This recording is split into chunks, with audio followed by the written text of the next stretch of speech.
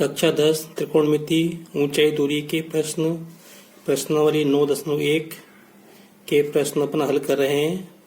उसी क्रम में मैं प्रश्न क्रमांक 15 और 16 आज मैं हल करूंगा इस वीडियो में। तो 15वां प्रश्न है, एक कार जो है सड़क से मतलब राजमार्ग से मीनार तक जाती है। किसी समय मीनार के शिखर पर खड़ा एक आदमी एक कार को देखता है नीचे की ओर, तो 30 डिग्री का अवनमन कोण देखता है। मीनार के पाद की ओर एक समान चाल से आती ये कार मीनार के पाद की ओर एक समान चाल से जा रही है। 6 सेकंड बाद कार का अवनमन कोण 60 डिग्री का हो गया। इस बिंदु से मीनार के पाद तक पहुंचने में कार द्वारा लिया गया समय ज्ञात करो। तो अगर अपन किसी प्रकार दूरी निकाल लें तो अपन समय निकाल सकते हैं। देखो मैं आपको समझाने का प्रयास करता हूं।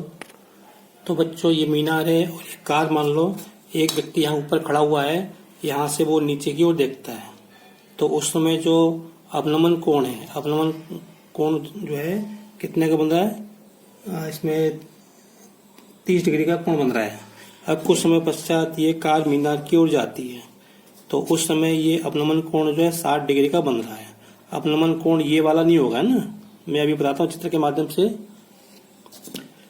तो अपने को ये बताना, कार यहाँ से यहाँ तक गई तो कितना, ये 6 सेकंड तक जाती है।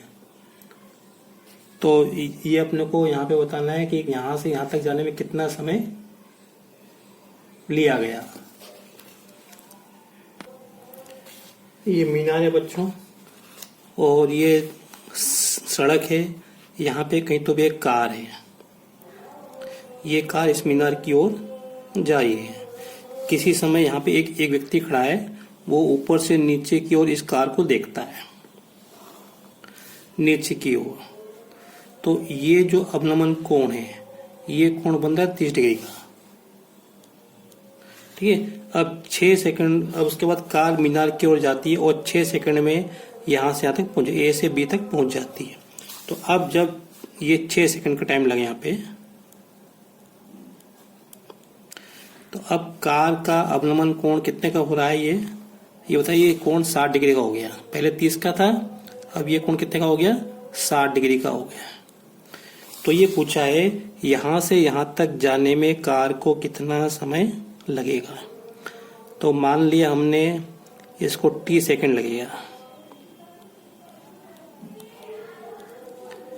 t सेकंड समय लगेगा। अब देखो कैसे करेंगे। इसको मैं नाम देता हूँ ए बी, ये नाम दिया, इसको मैंने सी और डी नाम दे दिया।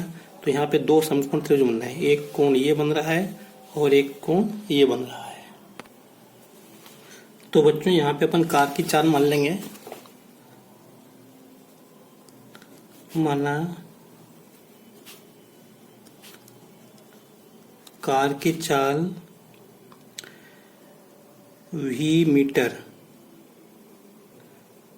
मीटर पर सेकेंड, और साथ ही साथ हम मीनार की ऊंचाई भी मान लेंगे। हालांकि पूछी नहीं है लेकिन हम लोग को मानना पड़ेगी।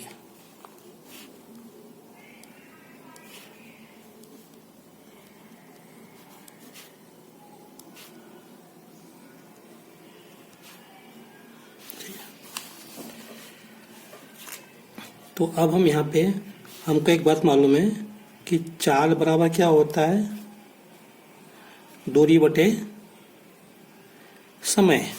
यहां से हो जाएगा दूरी बराबर चाल गुणा समय, ये हो जाएगा। तो यहाँ पर जो है इस कार द्वारा यहाँ से यहाँ तक जाने में t सेकंड लगता है, क्योंकि ये हमको निकालना है। तो t सेकंड में चली गई दूरी क्या होगी, v गुणा t। तो t सेकंड में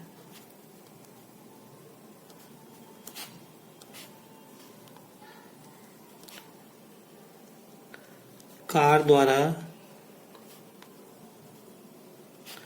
B से D तक चली गई दूरी क्या हो जाएगी, BD बराबर चाल गुना समय। चाल कितनी है, V। समय कितना है, VT। एक बात। फिर उसके बाद यहां से यहां तक A से D तक ए से डी तक 6 + t सेकेंड, 6 + t सेकेंड में चली गई दूरी क्या होगी? ये ए डी बराबर दूरी गुणा चाल गुणा समय। चाल कितनी है? v। समय कितना है? 6 + t। अब हम आगे बढ़ते हैं कि यहाँ पे ये कोण 30 का है बच्चों, तो ये कोण भी 30 का होगा। ये कोण 60 का है तो ये कोण भी 60 का है। पिछले वीडियो में मैंने बता दिया था कि ये एकांतर कोण बराबर होते हैं। यहाँ पे एक बात और ध्यान रखो कि हमेशा से मीनार है तो दूर वाला कोण छोटा होगा और पास वाला कोण बड़ा होगा। कहीं गलती से इसको 30 और इसको 60 नहीं करना। चलो अब देखते हैं। अब त्रिभुज CDB में समकोण त्रिभुज CDB में tan 60 इस कोण के लिए ये लंब होगा और ये आधार होगा। तो tan 60 1/BD। tan 60 का कितना होता है? वर्गमूल 3/1 और h को hn2। BD कितनी देखो अभी हमने निकाली v × t, v × t। फिर और अपन देखते हैं। अब समकोण त्रिभुज CDA में देखते हैं। CDA में तो ये कोण 30 का है, इसके लिए लंब है और आधार ये पूरा AD है। tan 30 डिग्री बराबर h/AD। tan 30 का मान कितना होता है? 1/√3 h। AD कितनी निकाली हमने? देखो AD ये निकाल दी v × 6 + t, v × 6 + t ये आ गया। अब यहां से क्या करो? इसका गुणा इसमें कर दो, इसका गुणा इसमें रहते हैं अपन। तो ये आएगा h बराबर v × 6 + t बटे √3 और यहाँ से इसका गुणा इसमें कर दो तो जाएगा h बराबर √3v और t। आप देख लो ये h का मान है, ये भी h का मान है। तो ये h का मान जो है ना, ये h का मान कितना? √3vt यहाँ पे रख दो तो ये हो जाएगा यहाँ पे √3vt बराबर v कोष्टक में 6 + t बटे √3। अब देखो ये v से भी अपन काट सकते हैं एक बात। फिर वर्गमूल ये √3 है, √3 का इसके अंदर गुणा करेंगे तो 3 हो जाएगा। तो 3t बराबर यहाँ 6 + t बचेगा। अब ये इस t को उधर ले आओ। देखो अपने को t तो निकालना ही है, समय तो निकालना ही है। तो 3t - t बराबर 6। 3t में से 1t जाएगा तो 2t बराबर 6। तो यहाँ से क्या मिलेगा अपने को? t बराबर 6/2 बराबर 3। तो अपने क्या होना था? समय 3 सेकंड में t सेकंड में तो t का मान कितना है? 3। तो उत्तर क्या आएगा अपना? जो क्या पूछा था, यहाँ से यहाँ तक जाने में कितना समय लगेगा? 3 सेकंड लगेगा। तो लिख दो यहाँ पे B से D तक, D मतलब मीनार तक जाने में लगा समय कितना होगा? t बराबर 3 सेकंड। बस ये हमारा उत्तर हो गया। तो अगर आपको मेरा वीडियो पसंद आया हो तो इसे लाइक करें, शेयर करें, सब्सक्राइब करें और साथ ही साथ इसको आप अपनी कॉपी में नोट करते रहें और इनका अभ्यास करते रहें। अब मैं अगला प्रश्न कर रहा हूँ। अगला प्रश्न 16 प्रश्न यहाँ पे। मीनार के आधार से और एक सरल रेखा में 4 मीटर और 9 मीटर की दूरी पर स्थित 2 बिंदुओं से मीनार के शिखर के उन्नयन कोण पूरक कोण है। सिद्ध करो कि मीनार की ऊंचाई 6 मीटर है। जैसा ये प्रश्न था ऐसा ही ये प्रश्न है। चित्र दोनों में एक जैसा बनेगा। इसमें अपने ऊंचाई h मानी थी, इसमें ऊंचाई हमको 6 मीटर दी है। इसमें कोण दिए थे 30 और 60 डिग्री। इसमें हमको ये दूरी दी है ना, और क्या दिया, ये कोण पूरक कोण है। पूरक कोण क्या होते हैं, जब दो कोणों का योग 90 डिग्री होता है, प्रत्येक कोण पूरक कोण है। जैसे 3060 पूरक है, 4050 पूरक है, इसी प्रकार। तो इसमें हम एक कोण थीटा मान लेंगे, तो दूसरा कोण क्या होगा, 90 माइनस थीटा। देखो मैं बता रहा हूं कैसे।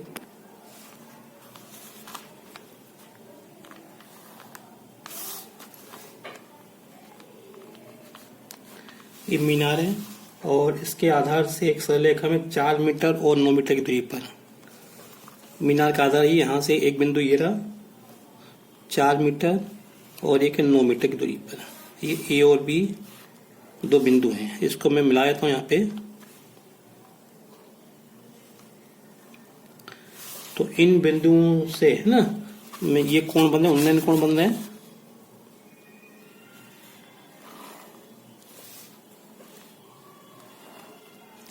तो ये जो उन्नयन कोण बन रहे हैं, ये उन्नयन कोण पूरक कोण है। पूरक कोण का मतलब ये है कि अगर मैं उसको थीटा कहूं तो ये कोण 90 माइनस थीटा होगा। अगर मैं इसको थीटा बोलूंगा तो इसको मेरे को 90 माइनस थीटा लिखना पड़ेगा। देखो इनका योग 90 आ रहा है कि नहीं आ रहा, आ रहा है। ठीक है, तो अब मैं अपनी बात आगे बढ़ाता हूँ। और ये दूरी कितनी है, 4 मीटर, और ये दूरी कितनी है, 9 मीटर, यहां से लेकर यहां तक। नाम देता हूं मैं ए बी तो हो गया यहाँ पे, तो सी और डी नाम देता हूं यहाँ पे। अब मैं आगे बढ़ता हूं। माना कोण ए बराबर 90 डिग्री, तब कोण बी बराबर कितना हो जाएगा, 90 माइनस थीटा। अब दो समकोण त्रिभुज हमको दिख रहे हैं, एक दिख रहा है ए डी सी और दूसरा बी डी सी में। तो एक एक करके ले लेते हैं। समकोण त्रिभुज ए डी सी में, समकोण त्रिभुज ए डी सी में tan थीटा बराबर लंब बटे आधा। लंब क्या, ये बी सी, इसको एच मान लेते हैं। चलो एच मान लेते हैं ना, यहाँ आप लोग मीनार की ऊंचाई निकालना है। तो माना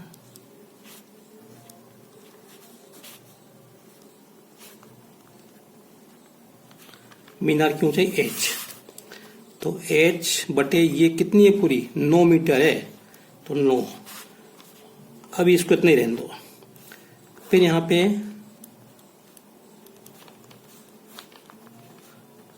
समकोण त्रिभुज बीडीसी में इस कोण के लिए लंब होगा या आधार होगा, तो tan 90 माइनस थीटा बराबर h बटे 4, ये 4 के बराबर है।